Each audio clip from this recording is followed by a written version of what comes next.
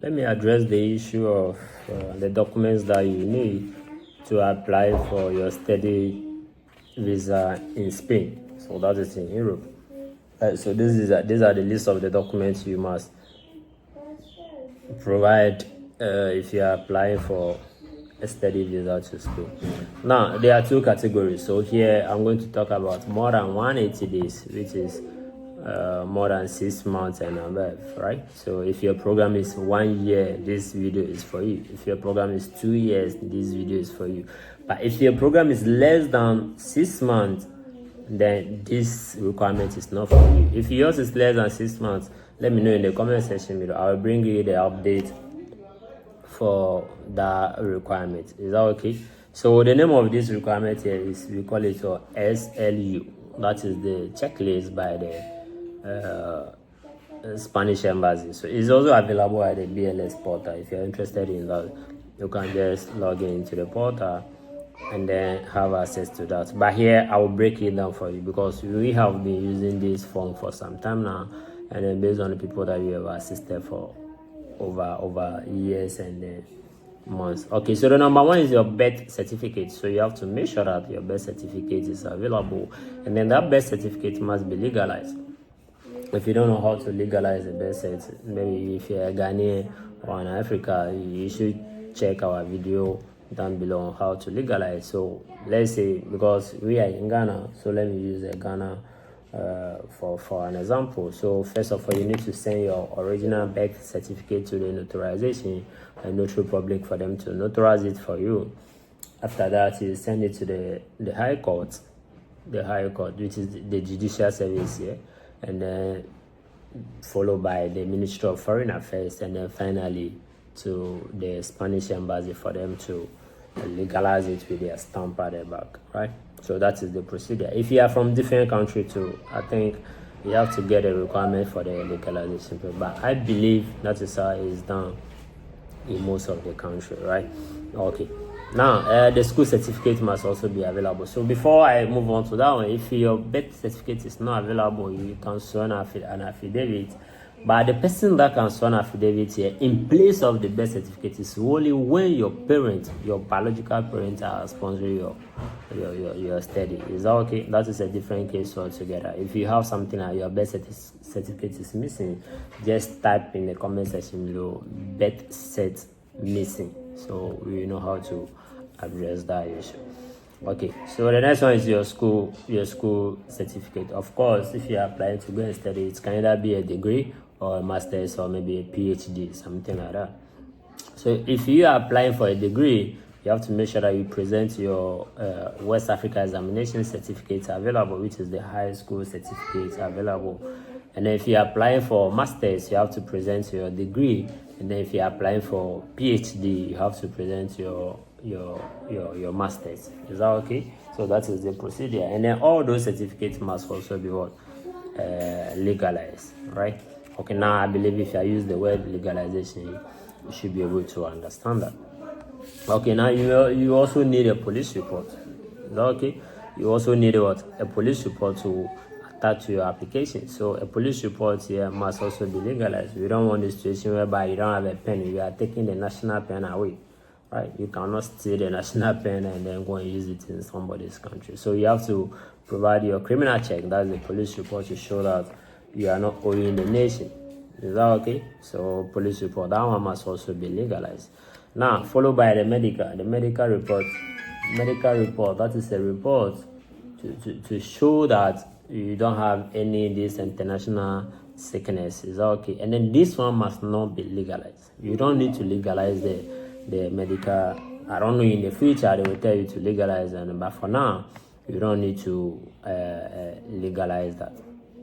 Is that okay? The only thing you have to do, of course, all the documents must be translated into a Spanish language, either a Catalan or a Spanish, right? So that is how it is done there. And then what I know is that translation done in your home country is not accepted. So I'm speaking from experience. Is that okay? Translation done in your home country is not accepted unless you do the translation in Spain. If you need somebody to assist you in that translation, let me know. Let me know in the comments section. Unless the embassy has an approved an authority in Ghana that is in charge of the legalization. The translation. Is that okay? If it's not approved by the embassy, don't go and do the translation. They will not accept it. This is in the form. Let me tell you a quick one here. This is in the form of, let's say, for economic reason or so you cannot bring all the money into your home country whereby your destination where you are going to study, they don't benefit from you. So they want you to do that the translation in their home country whereby economically they can also benefit from that. So maybe that should be that is my opinion, and I believe that is also fact, right? It's also fact. So most of the legalization must be done in Spain. Okay. Most of the translation, right? Most of the translation must be done in Spain. Okay. Now accommodation, proof of accommodation. You have to show where you are going to sleep. You cannot say you are going to sleep, going to school where you go and how do you call it? Sleep in a classroom or maybe lecture hall or something like that. So you have to show an accommodation. At least a year accommodation is accepted, right? So if the school is going to offer you a hostel, you have to prove those documents that shows that you are going to stay in the hostel. And if you have your own book apartment, you have to also show that with the receipt attached to that. Okay, admission letter. This is the key here because this is so obvious. Because you cannot say that you are going to school without showing an admission letter. It's no logic, right? It's no logic. So an admission letter must be added. And aside admission letter, you must show a letter from the school. This letter is going to contain your course, the name of your course. If you are going to study a language, if you are going to do whatever engineering, if you are going to do some doctorate, whatever your course must be on that letter. The duration of the course, right? So duration, how many years? 1 year. Is it 10 months, 12 months, 9 months, 11 months, 1.5, and so on? You must state the duration on that letter, and then the cost. How much does your course cost? Is that okay? How much is that? It must also state that in the letter. So you have to add that one to the application. The original receipt of a payment. So you've made a payment to the institution. You have to show that receipt. They don't accept copy because of the fraud and the other stuff. There's no way they are going to accept the copy. So the original must be attached to your application, right? And then proof of income. So proof of income, someone going to school here, you have to show where you are getting the money from. So pay attention. So we are going to categorize that into 3, right? So the first one is you being an employee, you are working under company. 2, you are a business owner. And then 3, you have a sponsor. So the first part, let's take the first part. If you're an employee, what you are going to do is that you have to show that you are an employee, you work under a certain company. So the company here must give you an appointment letter. So appointment for your job position here, whatever you are doing in the company, that is 1. And then a leave letter shows that a steady leave letter. You have to provide a steady leave letter here that you are going for a study for this particular period of time here. Is that okay? Your pay slip. You have to show your pay slip here, and then your bank statement. Right? So that is when you are an employee, sponsor yourself, self-sponsor. Is that okay? Now, sometimes you can blend with the two, but before I come to that, let's look at the business aspect here. So if you're a business owner and then you go to your point that you want to go and study and then further your education, so what you have to do, you have to show the business registration certificate, that is 1 year, right? And then tax clearance, that shows that you have been paying tax. Any document relating to the business, you must show that. And then aside that, you have to show your personal savings account, that is 1. And then you show your business account, so 2 accounts that you must provide. But the secret here is that the approval, the success of your visa application based on the financial statement here is all depend on your personal savings, right? So you cannot go and quench the business money.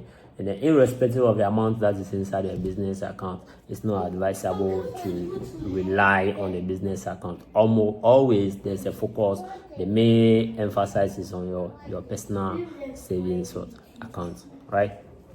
Okay, now let's look at the sponsor side. So here it is boldly stated that according to the requirement that your parents, your biological parents, and your direct siblings are the people that can sponsor your education, right? So those are the sponsors. There's no way uncle or aunties can sponsor your trip unless there's a lot of documentation to show the connection, right? Before it can be considered.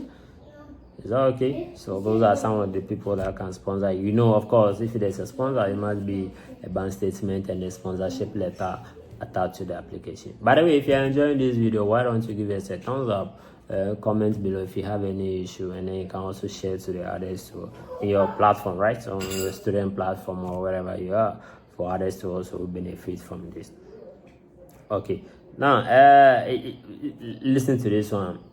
Enterprise cannot sponsor a student. Enterprise. So if you're an enterprise, the whole key here is that you cannot go and use the business money or the company money to go and sponsor your education. No, it doesn't work like that. Right? It doesn't work like that. They want the money that you save for yourself. That's what you want to use for. So no enterprise. If you're an enterprise, you cannot sponsor a student. Okay. Any question, if you have any question, don't hesitate to comment. We'll be glad to assist you wherever you are. Now, in case of a minor, so maybe if you are not a minor, maybe you can pause the video here. We are done with you. Safe journey and all the best in your application. Now, for a minor, let's say a minor, yeah, so a minor underage who wants to go to school and go and study a course over here, this is all you have to do. An authorization signed by both parents. Is okay. So if you're a man or if both parents are alive, I don't know if both of them are in your home country, they want the man to go and study. Both of them has to be agreed that okay, now in this case they want the award to go and study outside the country, right? So they have to sign those authorizations by the two of them. That is one. So the minor is going to a school. I don't know if the school is going to take care of the child or whoever is going to take care of the child. There must be a documentation. So, but if there's a guardian in Spain there that is going to take a charge of the guardian, so this guardian must attend to the police, the Spanish police, to go and collect what? An authorization letter, right? So it must go to the those institutions, the police service in Spain, to collect an authorization letter to show that yeah, he is the one really to take care of the child or when he or she comes to Spain there. Is that okay? And then two, there must also be an appointment letter by the parents.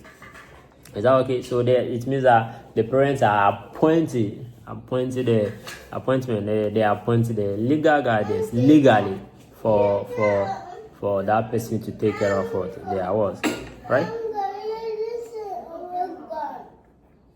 I'm coming, okay? So that is how the process goes. Is that okay? So that is how the process goes here. So now finally, after the manifestation, so that is the Spanish word, and so manifestation. So this is a document by the notarization. It means that the guardian in Spain here is willing to take care of the child under age. Is that okay? So the guardian must attend to the notarial for them to endorse that for the guardian, right? If you do have any special questions, don't hesitate. So these are the documents that you must present when you are applying for your study visa, which is more than 180 days. The name of this checklist once again is SLU, right? So thank you for watching this video.